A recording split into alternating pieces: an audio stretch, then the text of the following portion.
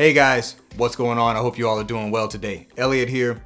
Welcome back to The Fragrance Well. So not too long ago, I saw a very interesting thing when I was kind of surfing parfumo.net. They had a poll up. Now, as far as I know, this was just a poll to test out, really, I guess, opinion polling on the site. I just looked at it again. I couldn't find it again, so I think it was just a test thing. But the question they asked I found to be very interesting. The question was, should we eliminate gender classification with fragrances? In other words, masculine, feminine, and unisex. Now, I certainly wanted to see what other people were saying, so I did participate in the poll, and I said, no, I don't think we should get rid of this. They actually had like a sliding scale versus agree or disagree, so it was kind of wild, the system they used. But most people agreed with me that we don't necessarily need to get rid of it. But I thought that was an interesting topic, if you will, considering the times we're living in. I'll leave it at that. We all know what's going on in the world. And I figured I would just kind of give my reasons as to why I don't think we necessarily need to get rid of gender classification in fragrances. I don't think it's holding fragrances back in any way whatsoever. And I think there are logical reasons as to why we have that classification for fragrances. So I'll go over that briefly before I start talking about the fragrances I have to kind of support the topic with, if you will. So let's go ahead and get it started. But before we do, as always, please remember to like the video, subscribe to the channel if you do like the content, and please hit that bell icon, enable notifications so you can be notified when I upload new videos. Let's get into it.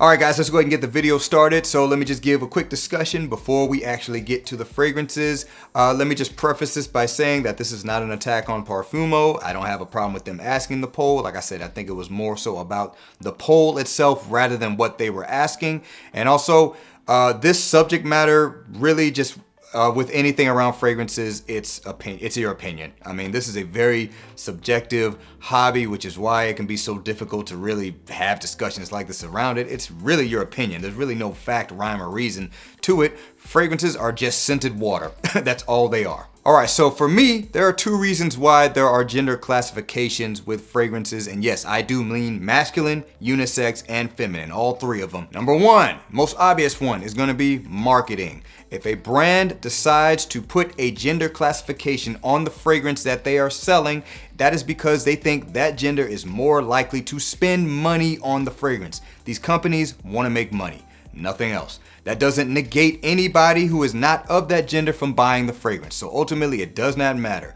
Plenty of men buy fragrances that are marketed to women, and plenty of women buy fragrances that are marketing to men. So simply getting rid of it is not gonna change that. Number two, as far as gender classification of a fragrance goes, it's all about a vibe.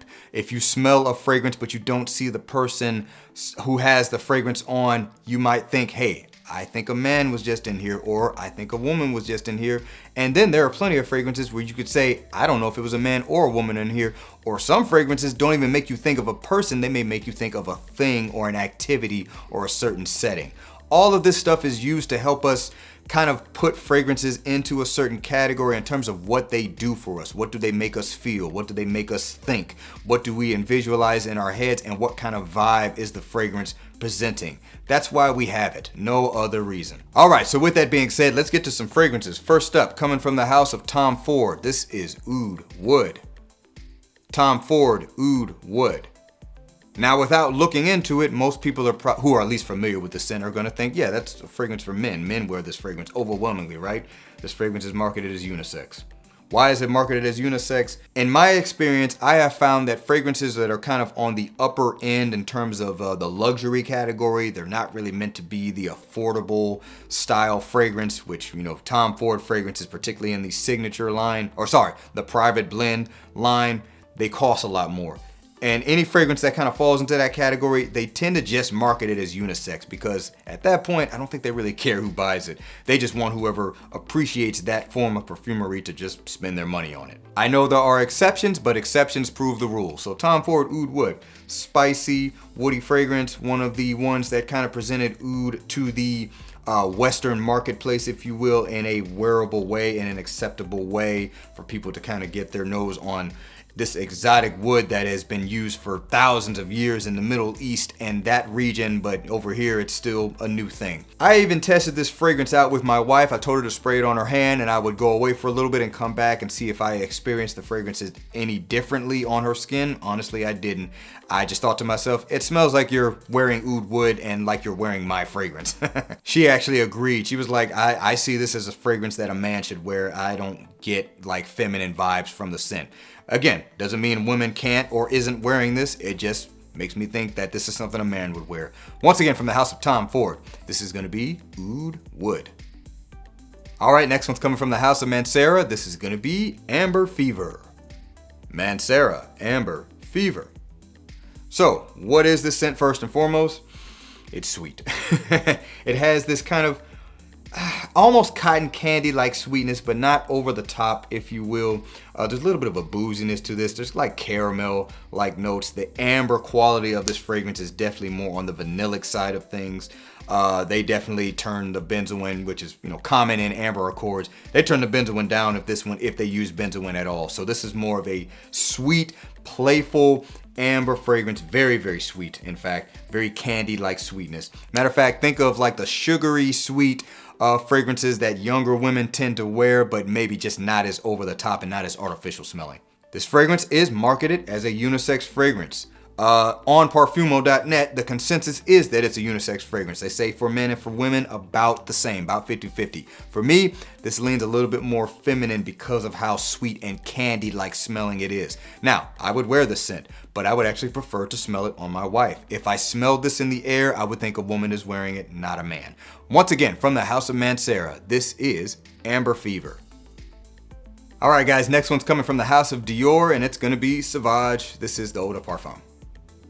Dior Sauvage Eau de Parfum. Really, we can apply all the Sauvages to this list. So, Dior Sauvage pretty much has a shower gel-like smell, combines spice and a lot of lavender, tons of ambroxan.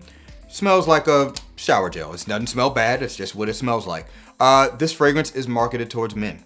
Overwhelmingly. Why? Because men are more likely to buy it. This is how I would market it personally. I wouldn't market this as unisex. This also goes to my point where a certain scale in terms of the price point, who they're marketing to, they may be more or less likely to market it as feminine or masculine. This falls into that category where they expect the masses to buy this. They're gonna put a gender classification on it most of the time. This reminds me of the shower gels that you would find from companies like Axe, Old Spice, outside of the traditional Old Spice fragrance formulation, some of these newer flavored ones that they have. What other brands are doing it. This all kind of reminds me of that. This is like that in fragrance form. All that stuff is marketed towards men. So it's even the same in a different business sector. Do I think that's necessarily a bad thing? No, I don't. That's who's most likely to buy this. That is who is buying this. Men are buying up Sauvage. If women are buying it, they're buying it for their men. I guarantee you, whatever women are buying this to wear for themselves, it's a small number. So it makes sense. I don't think you need to get rid of the gender for classification. Even if you do, it's not going to change that. So once again, from the house of Dior, this is Sauvage. All right, guys, I got one that I have never talked about on the channel and probably won't talk about again. From the house of Creed, this is Windflowers. Creed Windflowers. As you can see, there is a mighty dent in this bottle. It's not because of me, this is my wife's fragrance, but relevant to this conversation today. So, if you're familiar with this scent, this is a fragrance from the house of Creed that was specifically marketed towards women. If any men were buying this, they were buying it for their woman or for their mother. I remember when this came out, it was a little bit before Mother's Day, and Creed was selling a lot of bottles of this as a Mother's Day gift. How do I know? I talked to the salespeople because I went and checked this out when it came out because I just wanted to get my nose on it. So this is basically a floral fragrance, as the name suggests. The wind part does make sense. It has a little bit of a peach accord in the opening, has a little bit of this effervescence and liveliness, kind of bubbliness to it, a little bit of this airiness. Think just tons of white florals in springtime, florals like jasmine and tuberose, without the tuberose kind of taking over or the jasmine taking over. It's all very well balanced. I think it smells really, really great personally. Apparently, a lot of people don't really care for this. They even say it doesn't last long. I don't know what they're talking about. When my wife wears this, I can smell it on her all day, but that's neither here nor there. This is a woman's scent. Heavy florals. Men wear floral fragrances, but not necessarily like this. This is taking the florals that are synonymous with the feminine energy, if you will, and putting it in a bottle. Also, Creed is that exception to the rule where they tend to put gender classifications on most of their fragrances, and their fragrances are definitely of a higher order in terms of luxury fragrance purchases. I challenge anybody to say that, hey, if I were to smell this fragrance in a room and somebody asks, who do you think might be wearing that, or what do you envision? I don't think they're gonna say a man. Once again, from the house of Creed, this is Windflowers. All right, next up, coming from the house of Mason Crivelli, this is Patchouli Magnetik. Mason Crivelli, Patchouli Magnetik. Oh, my focus is acting up. Anyway, this fragrance here is patchouli, of course. If you don't like patchouli, stay away. It's basically taking patchouli and using the earthy characteristics, earthy kind of zen characteristics of patchouli and combining it with heavy sweet accords, vanillic notes, sweeter floral aspects, a little bit of peach going along with it. It's a very, very strong scent, not for the faint of heart. I got other things to say about this scent, but I'll save that for another video. Point being is, this is a unisex scent. It is straight up and down the middle as far as I'm concerned, because it's taking the note of patchouli, which you could find to be a little bit masculine, at least I do, and combining it with all these sweet accords, so it basically pulls it over to the unisex spectrum, if you will. Now that's my personal classification of it. I think most people though, when they smell that peach kind of smell that this has along with those florals, they're gonna say this leans a little bit more feminine. I just find it to be the other way around. But yeah, this one does have a kind of fruity floral smell in the air. And if you walk into a room, you're probably gonna think it smells feminine, but do you think the company cares? No, this is a very expensive scent. They're gonna sell it to whoever's willing to buy it, which this one is kind of divisive. I'll get into that in another video. Once again, from the house of Mason Crivelli, this is Patchouli Magnetik. All right, next one's coming from the house of Cartier. This is gonna be Declaration d'un Soir. Cartier Declaration d'un Soir.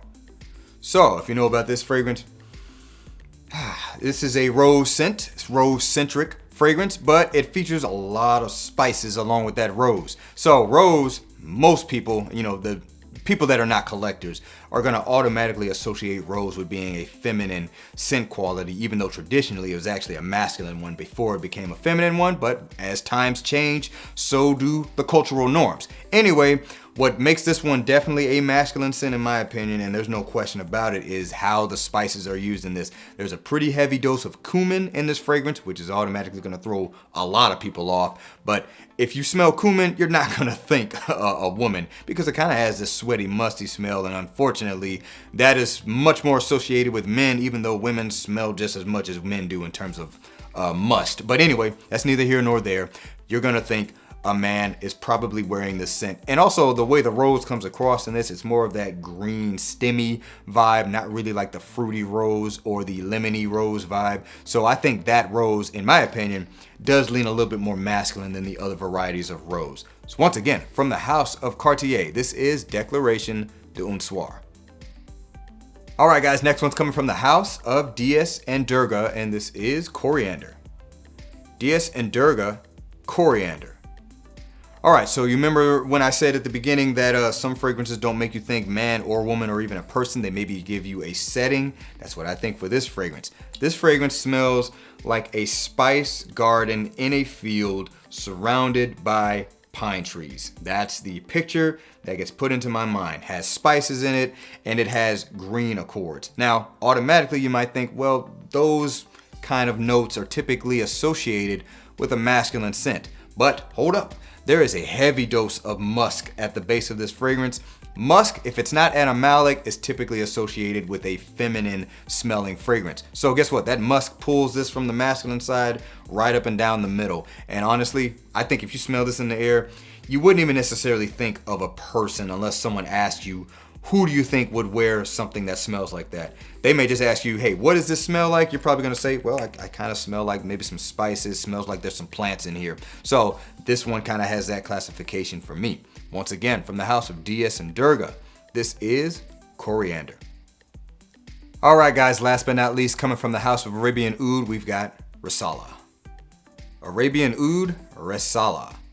So if you know about this scent, this is a rose, oud, and saffron fragrance featuring a heavy dose of a chocolate accord.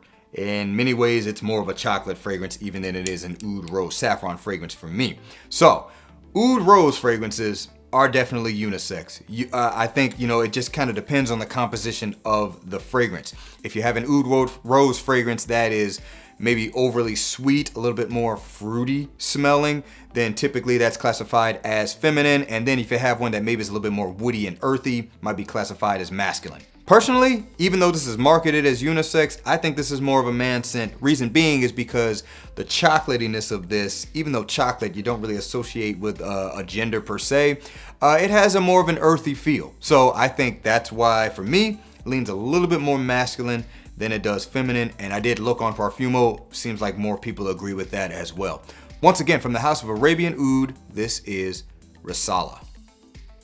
Alright guys, that is it for this video. Hey, let me know down in the comments below, what do you think of the conversation I was talking about in the beginning of the video? Do you think gender classification should be removed from fragrances? Are they holding fragrance progression back in any way? Or is it simply just a way that we classify scents in order to understand them a little bit better? Looking forward to seeing what you guys have to say. Thanks again for watching all the way into the end. Really do appreciate you guys. Please remember to be well and smell well. And I'll see you in the next episode of The Fragrance Well. Have a good one.